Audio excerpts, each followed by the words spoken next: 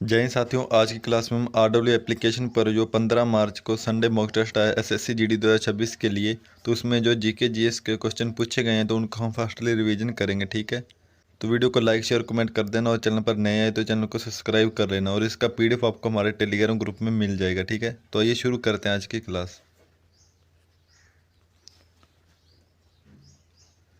तो आज की क्लास का पहला क्वेश्चन है, माल और सेवा कर 2017 का सबसे महत्वपूर्ण प्रभाव क्या था। तो इसका सबसे महत्वपूर्ण प्रभाव था गंतव्य आधारित अप्रत्यक्ष कराधान के साथ एक एकीकृत राष्ट्रीय बाजार का निर्माण। ठीक है, ये इसका सबसे महत्वपूर्ण प्रभाव था। ठीक है, माल और सेवा कर 2017 का। अगला है, 1991 के बाद विनिवेश नीति का उद्देश्य क्या था। तो 1991 के बाद विनिवेश नीति का उद्देश्य था राजकोषीय बोझ को कम करना और दक्षता में सुधार करना और स्वामित्व का विस्तार करना। ठीक है, ये इसका उद्देश्य था। ठीक है, विनिवेश नीति का 1991 के बाद। अगला है,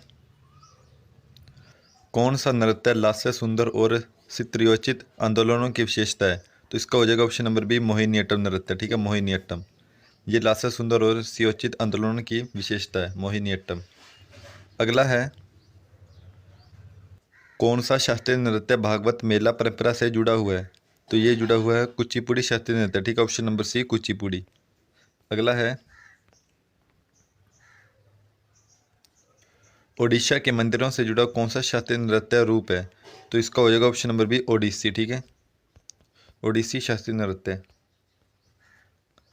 नेक्स्ट है, लोकसभा सत्रों की अध्यक्षता कौन करता है। तो ये लोकसभा के अध्यक्ष करते हैं। ठीक है, लोकसभा के अध्यक्ष। नेक्स्ट है, पंजाब के किस राजा ने शाहशुजा और अंग्रेजी कंपनी के साथ त्रिपक्षीय संधि की थी। तो ये पंजाब के राजा रंजीत सिंह ने की थी। ठीक है, option number C, Ranjit Singh ने।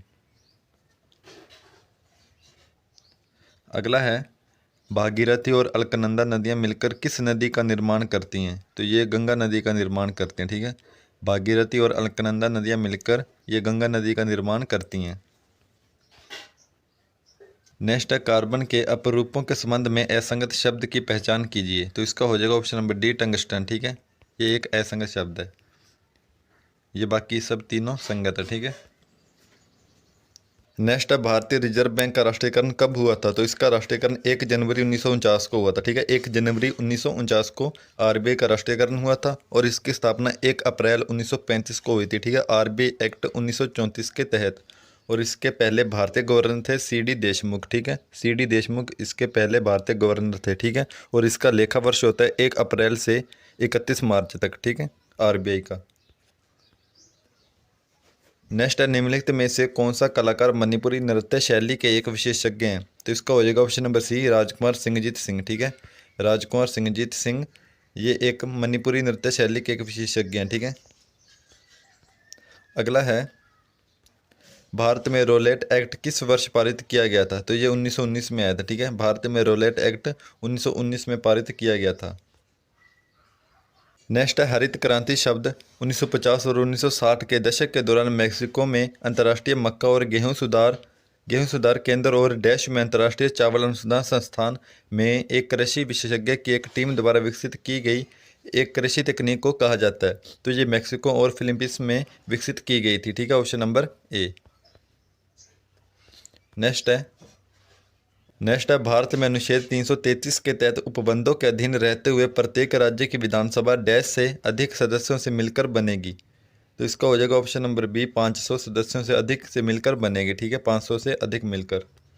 नेक्स्ट है, बरांश हिंदू त्यौहार दिवाली के समान है जो निम्नलिखित में से किस जनजाति द्वारा मनाया जाता है। तो ये वर्ली और कोकना जनजाति द्वारा मनाया जाता है। ठीक है, वर्ली और कोकना जनजाति द्वारा ये बनाया जाता है। ठीक है, बरांश त्यौहार। अगला है, भारत के उत्तर पश्चिमी में निम्नलिखित में से किस देश की सीमा लगती है। तो ये अफगानिस्तान और पाकिस्तान की लगती है। ठीक है, भारत के उत्तर पश्चिम में अफगानिस्तान और पाकिस्तान की सीमा लगती है। अगला है, हाल ही में सैयद मुश्ताक अली ट्रॉफी में शतक लगाने वाले सबसे युवा खिलाड़ी कौन बने हैं। तो ये अक्षित चौहान बने हैं। ठीक है, अक्षित चौहान। हाल ही में राष्ट्रीय स्वच्छ वायु कार्यक्रम के अंतर्गत वायु गुणवत्ता के लिए श्रेणी 1 में 10 लाख से अधिक जनसंख्या में किस शहर ने शीर्ष स्थान प्राप्त किया है। तो ये इंदौर शहर ने किया। ठीक है, इंदौर शहर ने।